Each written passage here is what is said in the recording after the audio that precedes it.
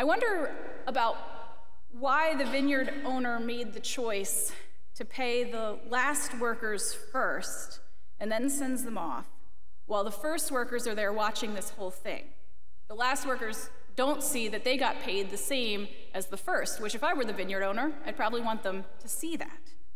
Wouldn't the owner of the vineyard want them to know and to be grateful for his generosity? But instead, the owner has the people who worked the longest observe the way the people who worked the least get paid the same amount that they do, which seems like he's inviting some, criticism from them, or he's rubbing that unfairness in their face in a way that he might expect some pushback. Or maybe it seems to lack compassion from the owner of the vineyard.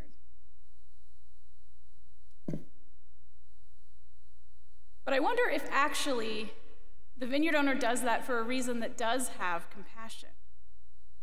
What if showing them the foolish unfairness of the gospel is something that the vineyard owner is doing not only to benefit the workers who started late, but also the ones who were there all day, because they're seeing the unfairness in a way that might invite them to see some things about themselves differently? What if the vineyard owner wants them to see it as a way of inviting those people who worked all day into greater freedom and greater trust? What if the vineyard owner is reminding them that their worth isn't about how productive they are or how much they're straining to work hard through all of it, but their worth is actually on something else? What if the vineyard owner wants them to see that they don't have to strain so hard to be first, because the last have a piece in the puzzle too? There's enough waiting for those who are last as well as first.